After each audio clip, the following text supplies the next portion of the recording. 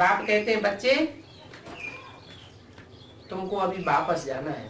தந்தை சொல்றாரு, குழந்தைகளே, இப்பொழுது உங்களுக்கு வந்து திரும்பி செல்ல வேண்டும். कहाँ वापस जाना है? எங்கு திரும்பி செல்ல வேண்டும்? हैं? वापस जाना है। कहाँ वापस जाना है? திரும்பி செல்ல வேண்டும் என்றால் எங்கு திரும்பி செல்ல வேண்டும்? नहीं, यज्ञ के आदि में जिस दुनिया में थे யக்னத்தின் ஆரம்பத்தில் எந்த உலகத்தில் நீங்கள் இருந்தீர்களோ उसी दुनिया में वापस जाना है। அதே உலகத்தில் தான் உங்களுக்கு இப்பொழுது திரும்பி செல்ல வேண்டும். कौन सी दुनिया में थे यज्ञ के आदि में? யக்னத்தின் ஆரம்பத்தில் எந்த உலகத்தில் இருந்தீர்கள்? हैं? हाँ नहीं, यज्ञ के आदि में ब्राह्मणों की जो एडवांस पार्टी अभी है யக்னத்தின் ஆரம்பத்தில் பிராமணர்களின் எந்த அட்வான்ஸ் பார்ட்டி வந்து இப்பொழுது இருக்கோ वो एडवांस पार्टी के बच्चे कहाँ थे? அந்த அட்வான்ஸ் பார்ட்டினுடைய குழந்தைகள் வந்து எங்க இருந்தார்கள்? संगम युग के आदि में कहाँ थे? சங்கம் யுகத்தினுடைய ஆரம்பத்தில் எங்க இருந்தார்கள்?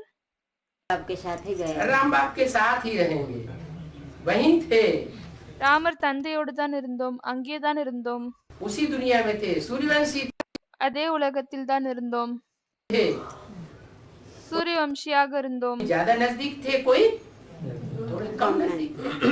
சிலர் அதிகமாக நெருக்கத்தில் இருந்தார்கள், சிலர் வந்து கம்மியாக நெருக்கத்தில் இருந்தாங்க. सबको वापस जाना है, அனைவருக்குமே இப்பொழுது திரும்பி செல்ல வேண்டும். उसी दुनिया में वापस जाना है। அதே உலகத்தில் தான் திரும்பி செல்ல வேண்டும். बाप का घर कौन सा है? தந்தையினுடைய வீடு எது? शांति धाम। शांति देवा कौन है? சாந்தி தாமம். எனவே சாந்தி தேவா யாரு? एक है शांति देवा, ஒருத்தர் வந்து சாந்தி தேவா ஆவார். एक है सुख देवा। ஒருத்தர் வந்து அதாவது ஒருத்தர் சாந்தியை கொடுக்கக்கூடிய வள்ளல், இன்னொருத்தர் சுகத்தை கொடுக்கக்கூடிய வள்ளல். विष्णु को क्या कहेंगे? விஷ்ணுவை வந்து என்ன சொல்வாங்க? सुख देवा। சுகதேவா என்று சொல்லப்படும். और शंकर சுகத்தை கொடுக்கக்கூடியவர். को क्या कहेंगे? शांति देवा। शांति देवा। दुनिया में மற்றும் சங்கரி என்ன சொல்லப்படுகிறது? சாந்தி தேவா. कुछ भी होता रहे अपने मस्ती में। உலகத்தில் என்ன நடந்து கொண்டிருந்தாலும் சரி, ஆனால் அவர் पार्वती याद दिलाती தன்னுடைய நிலையிலே இருப்பார். பார்வதி தான் வந்து ஞாபகப்படுத்துறாங்க வந்து, अरे इतना दुखी है, அரே இவ்ளோ துக்கத்தில் இருக்காங்க, इतना परेशान है, कुछ तो रहम करो। இவ்ளோ வந்து கஷ்டங்கள் இருக்கு, ஏதாவது வந்து தன்னுடைய கருணையை காமிங்க. तो पार्वती वैष्णो देवी அப்பொழுது பார்வதி வைஷ்ணவ தேவி वो सुखधाम में खींचना चाहती, அவங்க சுகதாமத்துல இழுக்க விரும்புறாங்க. और वो खींच खींच के कहाँ ले जाते? மற்றும் அவர் வந்து இழுத்து இழுத்து எங்க அழைத்து செல்கிறார்? शांति धाम में ले जाते। तो एक है शांति देवा, एक है சாந்தி தாமத்தில் அழைத்து செல்கிறார். எனவே ஒருத்தர் வந்து சாந்தி தேவா, இன்னொருத்தர் வந்து सुखदेव। சுகதேவா.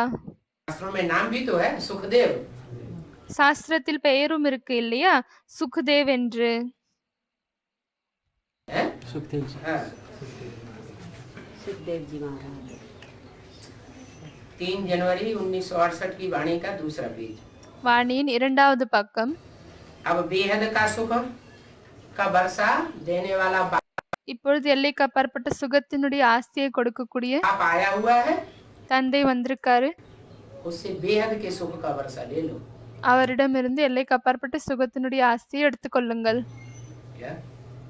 एक तरफ सुना दिया दुनिया का विनाश होने वाला 8-10 वर्ष में, என்ன ஒரு பக்கம் சொல்லிவிட்டார், 8-10 வருடங்களில் உலகம் வந்து அழிய போகுது. और फिर क्या सुनाते?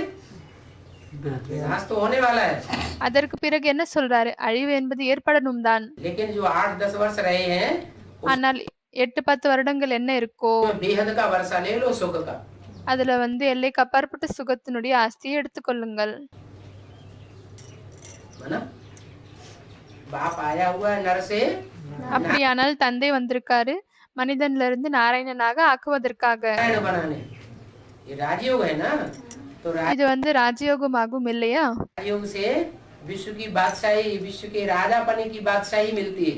அப்பொழுது ராஜயோகத்தின் மூலமாக உலகத்தின் எஜமானத்தன்மை, உலகத்தின் ராஜாங்கம் செய்வதற்கான எஜமானத்தன்மை கிடைக்கிறது. जो विश्व का राजा बनेगा वो सबसे जास्ती सुखी रहेगा। या யாரு வந்து உலகத்திற்கே ராஜா ஆகுவாங்களோ அவங்க வந்து சுகத்திலே இருப்பார்களா? दूसरे जो प्रजा वर्ग में आने वाली आत्माएं होंगी இல்லையானால் மற்றவர்கள் யாரு பிரஜா கேட்டகரியில வரக்கூடிய ஆத்மாக்கள் இருப்பாங்களோ वो ज्यादा सुखी रहेंगी। அவர்கள் அதிகமாக சுகத்தில் இருப்பாங்களா? कहते हैं आधा में जाम आधा में नहीं। சொல்றாங்க என்னவென்றால் ஆதியில வந்து ராஜா மற்றும் ராஜ குடும்பம், பாதியில வந்து பிரஜைகள். आधे में राजा रानी और उनका परिवार பாதியில் ராஜா ராணி மற்றும் அவங்களுடைய குடும்பம் வந்து होता है। क्या राज பராமரிக்கப்படுகிறது. आधे खर्चे में पलता है। பாதி சம்பாத்தியத்தின் செலவில் வந்து ராஜ குடும்பம் வளர்கிறது और आधे खर्चे में सारी रैयत पलती है। மற்றும் பாதி செலவில் வந்து முழு பிரஜையும் வந்து பராமரிக்கப்படுகிறது. तो कितना सुख होता होगा। அப்பொழுது எவ்வளோ சுகம் இருக்கும். एक जन्म की बात है या अनेक जन्मों की बात है। இது ஒரு ஜென்மத்திற்கான விஷயமா இல்லையானால் நிறைய ஜென்மத்திற்கான விஷயமா? अनेक जन्मों की बात है। बाप आकर நிறைய ஜென்மத்திற்கான விஷயமாகும். के बेहद का वर्षा देते हैं। बेहद का தந்தை வந்து விட்டு எல்லைக்கு அப்பாற்பட்ட ஆஸ்தியை தருகிறார். है ना। எல்லைக்கு அப்பாற்பட்ட தந்தை ஆவார் இல்லையா? कल्प में तुमको मिलता ही आया है। கல்ப கல்பமாக உங்களுக்கு வந்து அவர் கிடைத்திருக்கார். क्या एक बार की बात नहीं। ஒரு தடவை இல்லை.